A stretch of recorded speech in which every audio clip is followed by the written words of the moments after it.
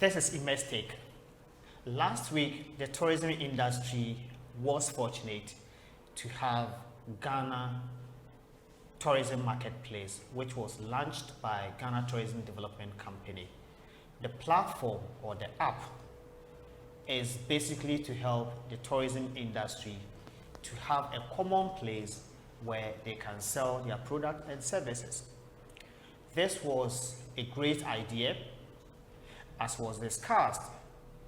Our only hope is that the commitment that this app is needed is given.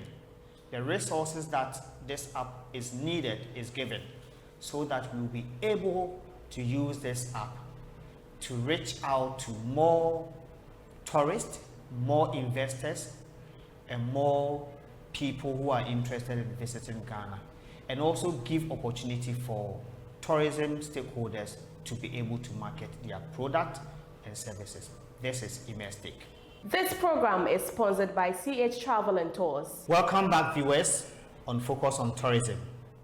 Today's edition is quite interesting. It's a topic that most people, interestingly, have no idea of, and those who have heard about it do not know exactly what it is. There are several misconceptions about this topic that we are going to treat today. And here with me to delve into this topic, tell us what halal tourism is all about. What should stakeholders do to leverage on halal tourism, which is a huge niche tourism around the globe? I have here with me a very good brother who is the executive secretary of Halal, Bureau of Halal Certification in Ghana. My brother SAMUDEEN YUSIF. He'll be telling us more about himself, and then we'll delve into our discussion right after our break. So stay tuned, don't go anywhere, we'll be right back. This program is sponsored by CH Travel and Tours. Welcome back on Focus on Tourism, and today we are going to have an interesting discussion. We have an interesting topic to talk about: halal tourism. What is it all about?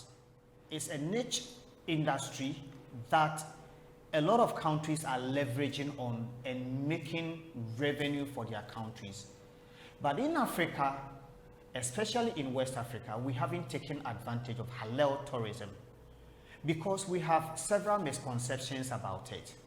And today we have the Executive Director of Bureau of Halal Certification in Ghana, my brother and friend SAMUDEEN YUSIF, who is here to tell us what halal tourism is all about and how does Ghana leverage on it so that we can take advantage of this big opportunity that is with us. So my brother YUSIF, good morning and good to have you. How have you been? Thank you very much. Thank you for having me on CHTV. Thank you so much. I'm doing well. It has not been easy. Right. Working up and down. We had a delegation from Malaysia to talk about building the halal ecosystem in Ghana. It was a very tough thing because we have had a lot of meeting with the government to see how we can develop the halal tourism or tourism in general in Ghana. So it was hectic last week, but I'm okay now. Wow. Good. That's good to hear. You were recently in Thailand or somewhere. Yes. What was it about? Okay, you know, for halal, you have to get your certificate recognized. Okay. So when you export, the other receiving point want to know whether that certificate is recognized. Right. And Ghana, gratefully, we have gotten the recognition from Thailand. Okay. So we went to Thailand to sign the memorandum of recognition. So our halal certificate that we issue from Ghana here is accepted in all those countries that is accepting CICOTS, that's the Thailand Halal Certification Body. So that was the purpose that we went there. And also means to build partnership, to create awareness about dragging people to come and invest into our halal industry. So that was the purpose of traveling here and there every day. Wow, it means you've been busy for the past few weeks. Yeah, and I think we want to help to build our tourism industry in Ghana. That's quite interesting. Yeah. So now let's start a conversation. Okay. Halal tourism. Okay. what is it about? Thank you very much. Before we delve in, I don't want us to be more statistic based, but Okay. of course it's needed. If you look at halal tourism itself, in 2022 it was projected at $255 billion in revenue of halal tourism, and it's projected to increase to about $410 billion by 2032. Wow. So this is a huge market that we cannot stand out as a country from.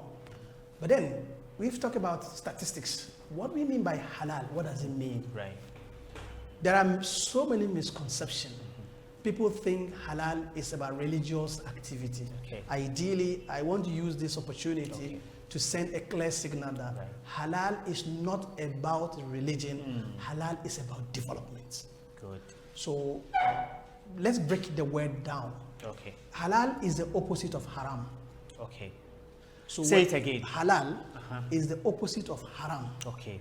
So when we talk about halal, what does it mean? It is permissible. Okay. And then the haram is what? What is not permitted Okay. to be done. So when you bring it into context, halal means permissible things. Okay. Let's bring it to our local settings.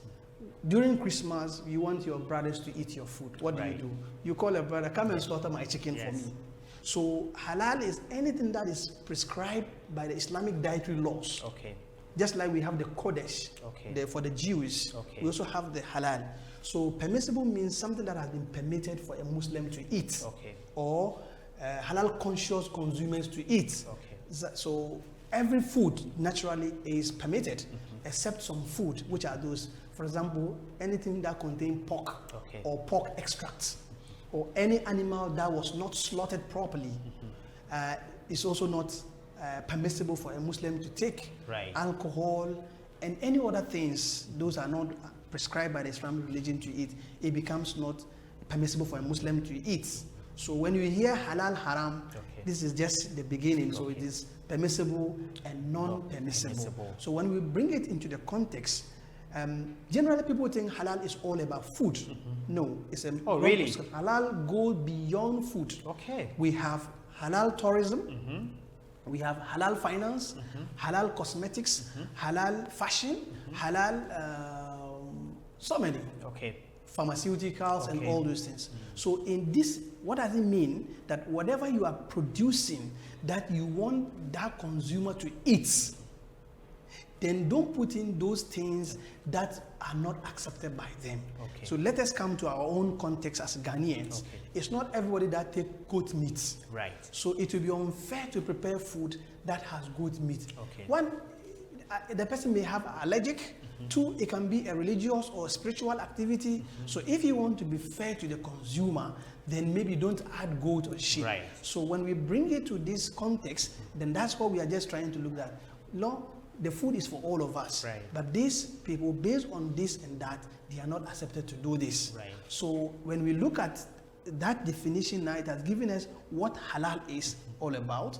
And to be honest with you, halal is about like we said, for the general market is about $2.3 trillion industry Right. that Ghana cannot stay out of, because now almost all the African countries are coming up. Right.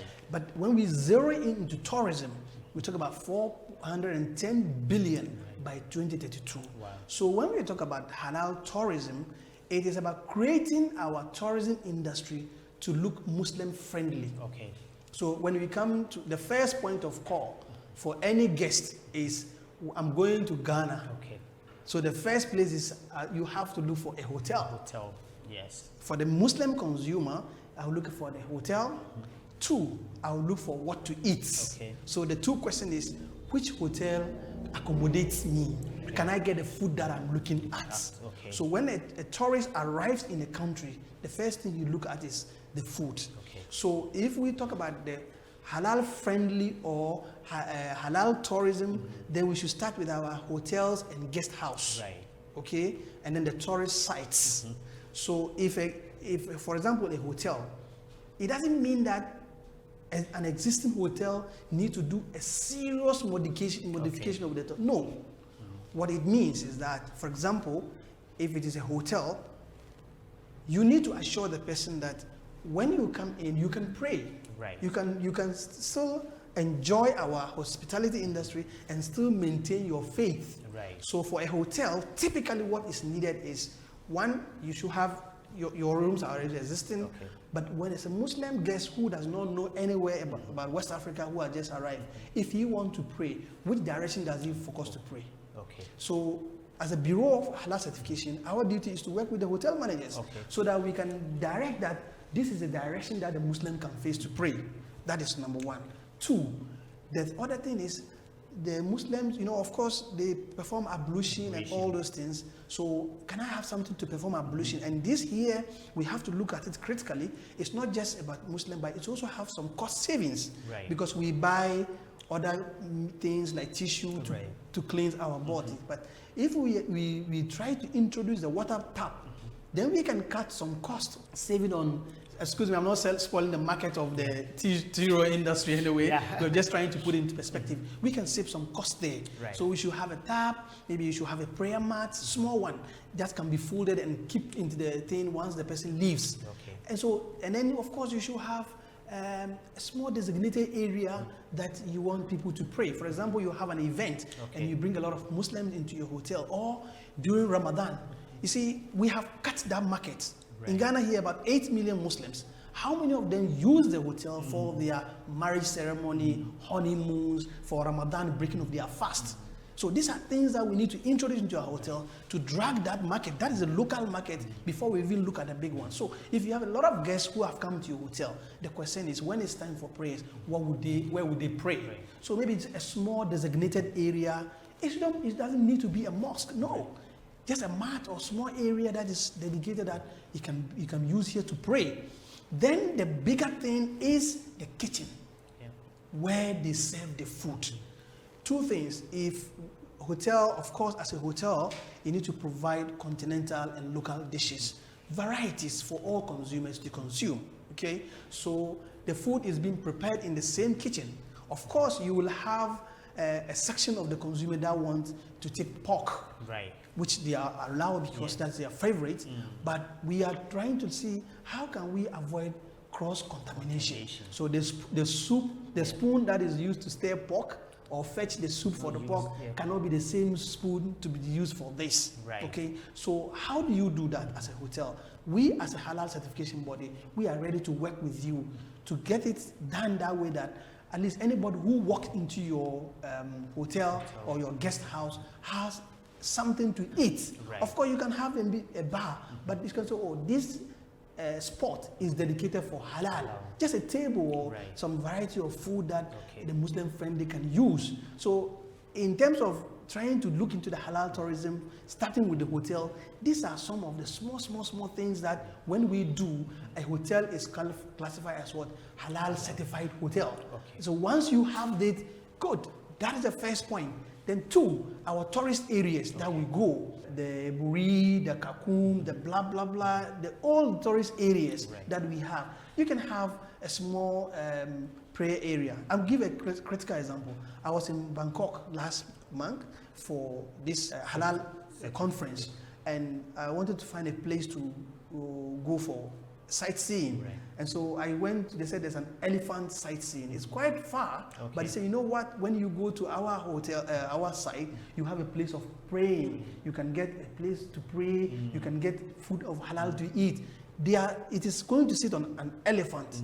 That is the main attraction. But look at how they are packaged it. When you go there, you can have a place to pray, you can have a place to eat your food that you want, so please go. And it was about 1,000 baht, Thailand currency, 10,000. And I feel okay to go. So this is what they have done. Secondly, so these are basically some of the things that when we put together, it turns our tourism industry to be what? Halal friendly. We don't want to say go 100% Muslim way. No. The same existing structures, just some small modification, then it becomes a halal friendly tourism site that our visitors can tour. That's quite interesting. So let's talk about the big hotels who have certain facilities, that the swimming pool, which has been already constructed, and they want to become halal certified. How do they go about it? Do they have to divide the swimming pool or build a different one, or how do they go about it? Technically, we don't want to overburden our industries to Right. create something new, but it's a matter of strategy. Okay. Because sometimes women, as they are, would like to have their own time Right. and do whatever they want to do, swim and blah blah. But when there's a man there, then it becomes a barrier for some of the women to enjoy your swimming pool. Okay.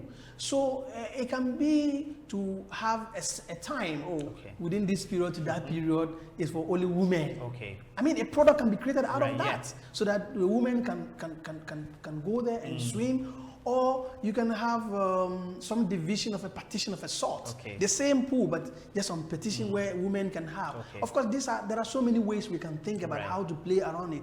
But then we don't need to reinvent the wheel. We don't need to change the pool. But just a matter of strategy, or I mean, coming out with some things just to accommodate the women to also feel free to bath and then do whatever they can do. Of course, we can even look for new means of swimming course, right? That women can use. So there are so many things that we can do here. Now, you talked about the certification, Yes. which is so critical, Yes. because without it, you can't operate, you can't call yourself Halal Yes. organization, hotel, restaurant, or whatever you want to call it. What is the process? How does one get certified by your organization? Thank you so much. Before I answer this question, I would like to thank very well the Ministry of Tourism for the warm reception they gave us the last time when our delegation came. And we received a positive feedback from the ministry, ready to help or to partner with us to get the halal industry running properly. And the minister, in fact, actually asked his able team to help us liaise with the hotel associations and then hot cuts to hotel tourism, because it starts from this place, so that we can see how we can sensitize the people about what halal is and how we can register. That drives me into it. Yes, first of all, it's an application that you know, halal is about traceability. There should be, we are giving some assurance. Bureau of Halal Certification is giving assurance to the consumer out there that, hey, this hotel is friendly, it's Muslim friendly, you can use it, whatever it is. So you need to send an application. You can pick an application from our office in Medina, or you can drop us an email. Go to Google, just type Bureau of Halal Certification, or www.bhcghana.org. You get our email address. Just drop it that I operate an hotel and I want halal certification. That's all. The team will respond and give you the appropriate forms. So we give you 2 forms for the kitchen and then for the environment itself. So you complete the various information, what you produce. So we need to certify the kitchen where the food is being cooked. So we will send that. So once the form comes, then the team will now follow up. They will liaise with the hotel and send you all the requirements. Of course, before we do this, we also need to make sure that you have the basic documentation. So during the form, we may need information about the hotel, what you serve, the food you do, what the services you provide. Then a team of one of our technical directors and Sharia compliance officers will be dispatched to your facility by agreeing with you on the date of the time for this. So when the team come, they have to go through your processes, because in the form you might have told us the ingredient, the food you serve, the meat, where do you get your meat from, where do you source this, where do you, so they come to go through your raw materials, then go through your food preparation processes, look at the hotel, and then do the direction of the Qibla, and then all this. So when they come on the site visit, we will have a meeting with the management, explain to them the concept of halal and what we are going to go through as far as the process is concerned. Once we are done, they write a report. Once they write a report, if there are recommendations, of course we can do this. Okay, we have seen this, that we are recommending that we should buy this just to keep the Qibla direction there. You should have the tap. So when all these are put together, a recommendation will be made by the certification unit, and then they give you a certificate that so that this hotel is halal friendly. Once it's done, we will give you, put the hotel name on our website and our social media platform, so that the guests that want to visit Ghana can also know your hotel, to select that, oh, out of all this hotel, that hotel is Muslim friendly, that you can come and then have your session. So basically this is how the process goes to get this certification done. Thank you, Yusif. So I'll come back to the cost involved. Yes. But before we get to the cost involved, we've looked basically at the food aspect, the meat aspect, the facilities that have to be used by people that are halal minded. But I'm looking at facilities from your end. If I want to be halal certified, I have a hotel, I have a restaurant, I want to slaughter a goat or chicken or cow, buy from a place where it's halal certified and they're allowed to sell halal products. How does that work?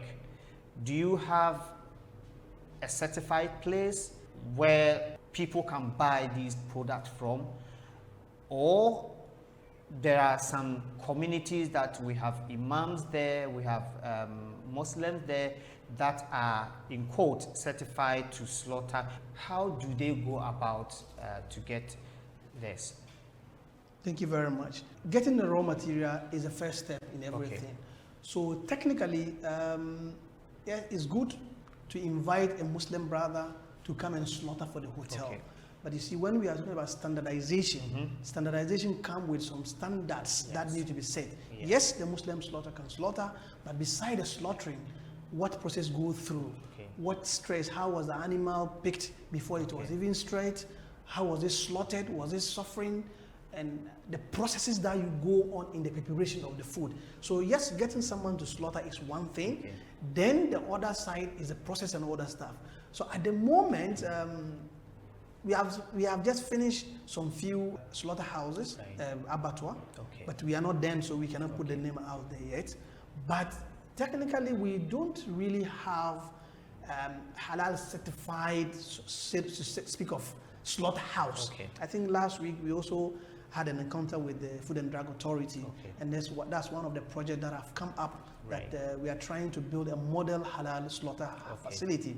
So yes, in as much as we are trying to do this, and it's very important to promote our agriculture industry, our poultry and our meat industry must be protected. So we want to certify more slaughterhouses to become halal compliant, so that we can export our chicken, export our meat to other places. So whilst we are doing this on our own as an individual, we are also trying to encourage the local poultry, small, no matter how small it is, because it's an industry that we are trying to build to help promote made in Ghana products, made to put Ghana on the halal map, to make Ghana a halal hub for West Africa. Okay, so the slaughterhouses. So in addition to this, we are also open to deal with the importers of chicken and meats, so that we guide that, okay, you can buy this meat from this source and all these things. Like I said, there is exhibition in Indonesia, and we are inviting our exporters out there to go and then also source for halal meats. So whilst we are trying our best to get more slaughterhouses certified, also butcheries get them, because we certify butcheries as well. We have to know where you source from, who's your slaughterer, and the process that we go. Where you don't even have, we are ready to recommend and give you the procedures that can make your facility halal certified, so that we have so many options for the companies or the industries to buy from their meat from. Viewers, it's been interesting so far. I have enjoyed myself, and I know you have. We will have a breather. When we come back, we'll continue with the Executive Director, who has been sharing with us some interesting insight into halal certification as they seek to do in Ghana. So we'll be right back after a short break. This program is sponsored by CH Travel and Tours. Welcome back, viewers. It's been a wonderful discussion so far on Focus on Tourism, and I have here with me the Executive Director, who has been helping us to understand, to unravel the concept of halal. They have been doing great as certifying tourism stakeholders and facilities in Ghana. So my brother YUSIF, SAMUDEEN, we're looking at the other things that are used, especially in the hotels, like the towels, toiletries, soap, and all that. Does those also have to be halal certified? Thank you so much. There are 6 key things that the Muslim tourists will look at. Okay. I rightly meant. One, we look at the food. Okay. Free alcohol. There should be a prayer facility. Okay. We should have Ramadan services. We should have Muslim water-friendly washrooms, and then non-halal activities like discotheque, casinos, and all those things, of course. So these are the key things that we look at. But anything apart from this, it's okay. Okay. So you don't need to change your towel. You don't need to change anything. In fact, the same WC, like I rightly said, in terms of cost-wise, having that Arabian wash tub, that like a wrap tub, you put like this and you drag it to wash down there. So that is maybe some of the things that you just have to do. Even without it, let us break it to the basic, the Buddha. Just having this is enough. And then having your place of direction, having the food. So the hotels, I want to emphasize, do not really need to do any changes to anything. These 6 basic things that I've mentioned, it's enough for the start. It's enough for the start. That sounds encouraging. But you mentioned discotheque. Yes. So take a 4-star, 5-star, 3-star, a hotel that has discotheque already, and they are operating. How do you certify such a facility? Of course, like I rightly said, we are trying to create a window to advertise that this hotel is a Muslim-friendly hotel. Yes, discotheque is a concern of the Muslim consumer, but of course, it's not all Muslim consumers that want to go there. So you can still maintain it, but then the window is there for you to do whatever you want to do. So it's not a big deal. I just made mention of it in terms of theory purposes for us to understand what the general concern, and these are based on research. This is based on research, so I'm just bringing it to the fore attention of everyone. But we really want to create a window up to the point where we feel like, no, listen, the halal that I got in has increased my profit to about 100 and something %. Then you want to go fully. But as it stands now, this is it. And of course, we are also trying to encourage local investors to also go in, to also help or bring in more investors to partner with our local hotels to expand so that they can give the halal flavor to our existing tourism structures and facilities that we have in place. I am really happy with this explanation. At least what I've observed is that most of the facilities that have discotheques and betting and things like that are usually hidden. They are not that open. They operate almost separately from the operation of the there's not much concern there because already, like I said, I brought it for just for theoretical purposes for you to understand that in theory, in research, this is what has been said. But like the way it's been operated, it's okay. That's fine. We don't need to change, reinvent the wheel. They can do whatever they are doing, and then that's good. So now let's look at partnerships. You mentioned the Ministry of Tourism. You mentioned some agencies under the ministry. You mentioned Ministry of Trade and Industry. What is the partnership? How far have you gone with them, and what role are they playing to make sure that organizations, companies, institutions get certified in Ghana? Thank you very much. I want to take this opportunity to thank all the agencies for the support they have done. First of all, awareness is a bigger issue. I think we did a study with the USAID before the contract was terminated, and then the estimation they made, even without awareness of halal, the annual revenue projected is $100 million annually. This research is available for use.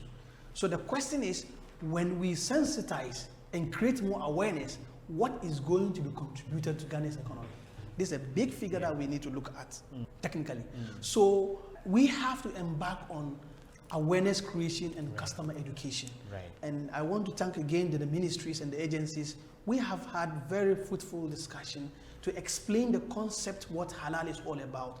And we have seen a great move towards making Ghana a halal-friendly hotel. And I must say that there's a lot of things in the pipeline to try to come out with the regulative framework to support the industry has been directed by His Excellency, the President, to work with the appropriate agencies to come out with something that can regulate the halal industry. And I also want to take this opportunity to thank His Excellency for the support that he's doing to help build the halal industry in the country. I know it's going to help very well in terms of increasing to our GDP and all these things. So we have really started enough education and collaborations. Like I said, we have met Hot Cars, the Hotels Association, the various agencies, the Ministry of Trade, Ministry of Tourism, Ministry of Local Government, the Ghana Standard Authority, Food and Drug Authority, Ghana Export Promotion Council, and the Ghana Shippers, all the agencies that are required. But now we are working on so many other projects to have a stakeholder forum so that we bring all hands on board to chat and take the ideas. Of course, the idea is not only in our head, it is with our cherished stakeholders. We are looking forward to bring everybody on board to discuss, to see how are we going to all work together to build and make Ghana a halal hub in West Africa. So education-wise, we are doing, and then we are also trying to do more certification. So in terms of our collaboration and partnership, we have started and we have seen positive results, and we are urging more other agencies to come on board, and we are also going to reach out. In fact, when we met the ministries, they gave us clear directions, what we can do, how we can come together to garner the support of all Ghanaians towards building this industry. Like I said, it is no more a religious activity. It's about development. How do we go through this niche? How do we create the niche of the halal for the benefit of the Ghanaian consumer, for the benefit of the Ghanaian producers, our entrepreneurs, so that they can also have their product pushed. Now that we are looking at exports, promoting export, how do we help our companies to meet that halal standard so that they can take advantage about 2.3 or $3 trillion halal market in the Asia and the Gulf? So how do we promote? How do we help our companies? And these are some of the things that we are doing, and we still need more partners. We are ready to work, particularly with the Ministry of Tourism, to see how we can increase the halal tourism industry. We are ready to give our expertise, our knowledge, whatever we have to the ministry, so that together we can help build the halal tourism to make our tourism friendly, so that we can attract more of the investors from the Asian world. Because if you look at it, how many of them are patronizing in our halal, our tourism sites? Does it mean they don't know what it is? Does it mean we don't have? Why are they not coming? These are questions that we need to think. How do we bring them more on board? How do we also communicate to the world that Ghana is a halal-friendly tourism area, so that more foreign direct investment and investors can also patronize our country? Because meanwhile, if the investor is coming to the country, he will need where to sleep. So how do we create that environment so that we can attract more investors to look into Ghana and invest in our Ghanaian industry? Interesting. So I'll come back to the investment bit. How do we also get foreign direct investment into the country from the Asian community, from the Islamic communities, to come and invest directly in the industry? But before we do that, quickly, how are you also getting the academic, the educational institutions? You know, we have secondary schools that have boarding houses where food is prepared, and we have Islamic young people who are also studying. How are you going to rope in the educational system or the educational community so that they also get educated about halal, and also get the young people to learn from the scratch, so that by the time they come out, they are well informed and they are aware? And even those who are also training or getting training as hospitality workers in future. You mentioned you are engaging Hotcat. There are several other institutions that are training tourism and hospitality workers. How are you working with them, or what are your plans to engage them as well? Thank you very much. I think that I'll back again come and thank the minister for the direction he has given us. Of course, education is key, and we know that we have the hotel, tourism, and catering services, which is a training institution. So our goal is to partner with them to have a model on halal, or how to prepare those. Of course, you already have. So we have to create a model that can be added into the curriculum that you already have existing, so that we can teach it together. So it is something that we want to do. And then also, we want to open up our more doors with the tourism industry as a whole, to see how we are going to create and sensitize people, the tourist sites, the hotel owners,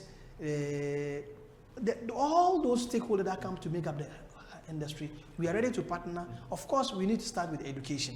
That's the first point of contact. The second point of contact is to get more investors to invest in our local companies. Of course, one of our strategic goals in the halal industry in Ghana is to make halal foods available. Okay. Making halal food available, there are two sides to it. One, the first thing is to get us prepared as a country to change what we have to look halal. Okay. Second is to have investors to come and invest directly into our industry to develop the halal product, sell it for our market, and then also export it.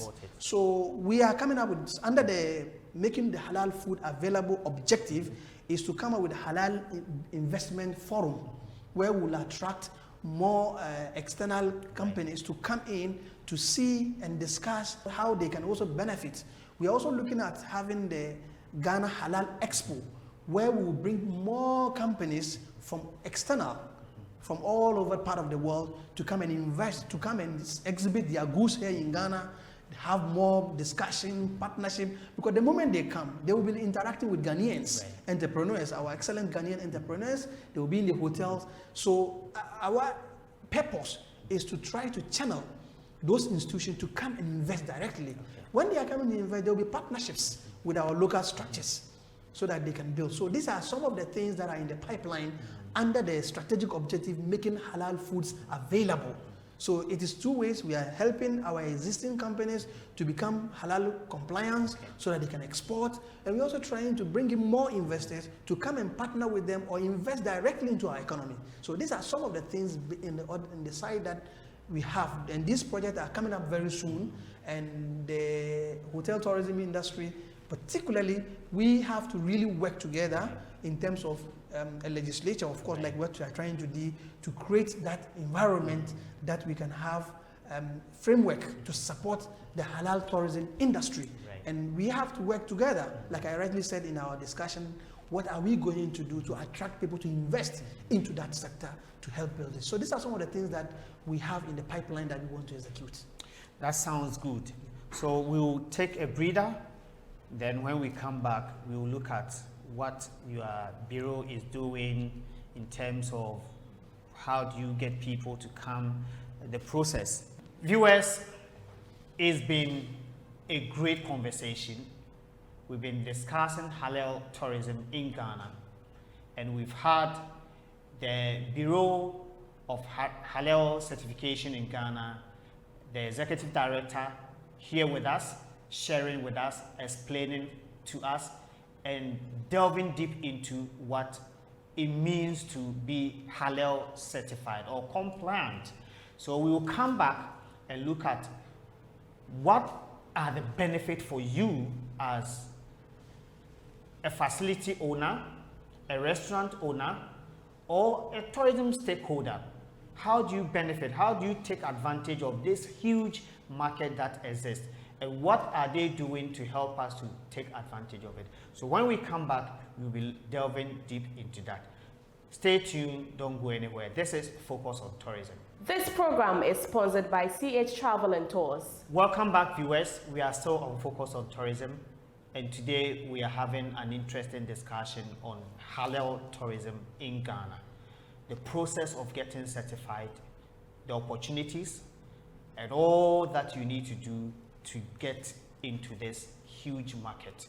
So, Director, now for me as a tourism stakeholder, and for anybody who is interested or is asking questions about halal, the question is, how does it benefit me? Do I have a market? If I go and register and I get certified, where do I take it to? Will people be interested to come to my hotel or my facility because I'm halal certified? Thank you so much. The need is there. Okay. Just that we have not exploited, like I will explain. Before we delve into it, let's look at it. Every time we get a call from consumers, visitors that come to the country, oh, I'm relocating to Ghana. Okay. Where can I have halal foods to buy? I'm relocating to Ghana, or I'm coming to Ghana to spend some days. Which hotel do you think is halal friendly? This is telling us that people are demanding for something. Okay. And once we certify you as a hotel, as halal friendly. Of course, your name and everything is on our social media platform, on our website. So we also give direct information that Hotel ABCD is a friendly hotel that you can assume. This is the first thing.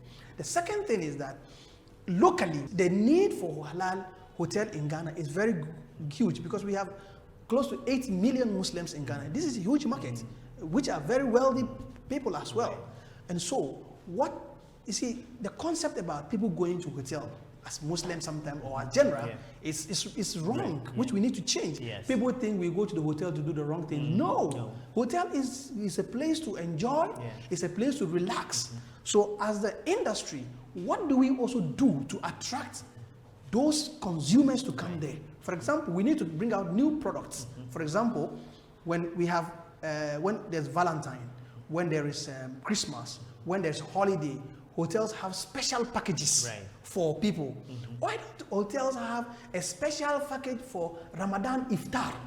So before Ramadan starts, you start advertising that you can break your fast here, you can have all your Ramadan meetings here, you can have all your parties here, so that people will break their fast in your hotel. So we need to package it and then sell it out there that Ramadan, hey, don't break the Ramadan in your house. Come and break the Ramadan. And sometimes people want to spend all their month in a particular hotel. 2, Muslims go on honeymoon. Where do they spend their honeymoon? So how do we come up with a product that, hey, listen, after your marriage on Sunday, this is a package for you to spend your honeymoon in our hotel. Ramadan is done, Eid is coming. How what product do you come out? What package do you have for people to celebrate their Eid in your hotel? So these are some of the things that we need to come out. Our product developers must come out with packages to attract people to break their fast, have their parties, have their weddings, have all their engagement in the hotel. Because you see, when you go Muslim, when you go for dinner or lunch, you see there's meat, but you see that everybody is now gearing towards fish. Why are they going towards fish? Because they are not sure. But if your hotel is boldly certified halal, then it opens up for them. They can make recommendations. We are ready to market it, which we are doing, and we put it on our social media platform. It's going to, so it is boom for our hotels. Come out with package. Ramadan is just some few months ago out. What are you bringing out to advertise to the consumers? Hey, Ramadan is coming. Your iftar, all your breaking of fast, do it in a hotel at a special package, the price of this. At this, you can have this food you want, that food you want. All these services, you can even pray your prayers there. This will bring the consumers into our hotels, into our guest house. This is quite interesting. Yes. I haven't honestly looked at it from the angle, and of course, you are the executive director, you have done research, you have information, and that is really good. So I think the education is so important. Very important. We need to open the minds of people to this so that people can have during Ramadan, they can spend time in the hotels and just to reflect, just to think, just to pray. So I think that is so important. Now let's look at the process. Okay. How do I join? How do I apply? How do I get in touch with you? What is the process? Take us through the process. So if I'm interested and I can get in touch. Thank you very much. As a bureau, we try to do outreach. Yesterday we were at the Ghana Food Bazaar in the Accra International Conference Center, and then also the Ghana exhibition at the F4 Sutherland to meet directly businesses and tell them about halal. Of course, you can visit our website, www.bhcghana, or just go to the Google and type Bureau of Halal Certification Ghana. You'll find our email address, you'll find our contact. You can also call us 0249 54 0148, 0249 54 0148. Send us an email. Of course, halal is about traceability, it's about trust. So there should be an official email, or you can pick a form. So once you pick a form, you fill it. Once you email us, we'll give you the appropriate form. You can also as well download the form on our website, fill it, and then send it back by email. So once you submit this form, we will now reach out to you to inquire further information about specifically what you want. So we are going to certify your kitchen, we want to certify your facility. Once all these things are done, a team will be sent there to do the physical inspection. When the team arrive, They will certainly sit the hotel management together or whoever assigned team to explain to them what is halal, what are the benefits of halal, and the procedure we are going to go through. Okay. So once this is done at that meeting, then we seek permission, and then you walk us through your kitchen, walk us through your facility. Right. Our Sharia expert will look at the Qibla direction and then the taps, and then recommend that, oh, I think we should do this, we should do that, we should do this. So when all this is done, a report is produced. Based on the report, a recommendation is made to make your hotel halal. Very simple. Okay. Then we put it that this hotel is halal compliance. It's a, How much does it cost? ideally, it's not very expensive. Okay.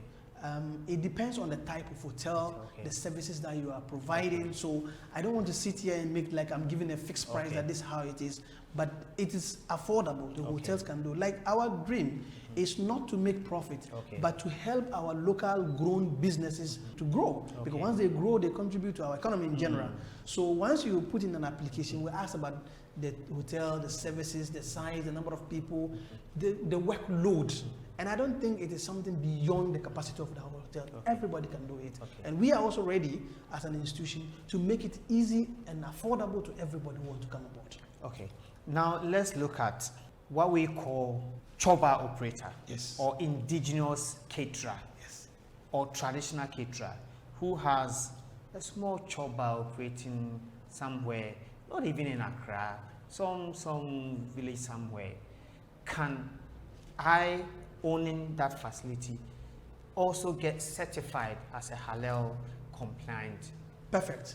Like I said, we get the hotels ready, guest house ready. When the people travel outside Accra, where are they going? They are going to the tourist sites. So the chopper is important. Okay. So it doesn't require must. First of all, we certainly will certify them, not too much. Of course, you just have to transfer the people to go to the area Right. to certify them. We look at their meat, that's the most important, and Okay. how they process their food, how safe. Because halal is not just about halal, it's Okay. about food security, it's about safety, it's about quality, and the environment you prepare your food, how is it? How friendly is it? So it's not just about looking at the Islamic aspect, we are looking at the safety and the quality aspect of it. So in fact, the chopper, the most important thing when it comes to our local chopper is the meat. So that is a starting point. Which meat is being used. So once we get that right, the rest become easy. Of course, whatever they are producing there, halal technically, as I explained earlier on, everything that is plant-based is okay. It's only when there's meat mixed up. Okay. That's where people want to be sure how was the animal handled, how was it slaughtered, and all this. But if you are able to solve those aspects, like I said, the religious aspect is about 30%. Okay. The 70% is about food quality Okay. and hygiene. So once these are also in place, our choppers are ready to go. There's nothing new that needs to be done. Of course, I know other agencies are doing their best. So ours is to adapt to what they have been done to Right. keep the place okay, in good shape, your waste disposal, the hygienic environment, how you produce it, just to guarantee and ensure that this food is okay. So the quality aspect and the safety is what we're looking at mostly when we come there. Like I said, the religion is just a small part of it when you come to the slaughtering and all that thing. Okay. But the food and quality safety aspect dominates the halal issues that we're talking about. So before we end, what is the Bureau doing as far as timelines are concerned? Where are you now? Is Ghana as a country halal certified? And if we are not, are we getting that? And where do we go from here in the next 5 months or 6 months or 1 year? Where do you want to see the industry going? Thank you so much. The industry is prepared. See, some of the few things we need to look at is the international affiliations. Okay. Like I said, we have gotten the CCOTs. We are finalizing to get the JACIM as well to give our companies more. So we, as a bureau, we are looking at finishing all our accreditations that we are doing so far and how to build the industry itself as we stand now. Of course, we are far ahead. We have certified few. We are ready to do more. Okay. And in terms of project, like I told you, we are working on the Halal Investment Forum. We are looking at the legislature aspect. We are also looking at the Halal Expo that is going to bring more investors into the country. So in a few months to come, more will be seen, and we are doing more of the stakeholder engagement, and that's the thing that will be more visible. Okay. We are going to invite as many stakeholders as possible to contribute to this discussion of the halal industry we want to build in Ghana. So at this point, you look straight into your camera and then you talk to Ghanaians, you talk with stakeholders, the relevance of halal as far as tourism, hospitality is concerned, and the entire economy is concerned. And then also, if you have a word for CH Television, you also share with us. Thank you so much, Ghana. I think our leadership have seen the essence of halal, and they are taking steps to benefit the halal. Like I rightly said, the halal industry globally is about $3 trillion annually. So if Ghana can make 0.01% of this figure, how much will fall into the Ghanaian economy? The halal industry is a viable one that Ghana cannot be left out, especially now that we are looking at exporting more. We need to get the standards, to meet the standards, so that we can penetrate the OIC market. So Ghana, we are ready. We want to move with everybody. We are calling on entrepreneurs to come forward, register your product, and the market is endless. Register your product and the market is endless. Viewers, it's been a wonderful conversation with the Executive Director of Bureau of Halal Certification Ghana, Mr. SAMUDEEN YUSIF. He has been helping us to unravel what halal tourism is all about. And this is not the end. This is just the beginning. We are going to have him again to help us to understand. Thank you for staying with us. We'll be with you with another conversation. Stay blessed.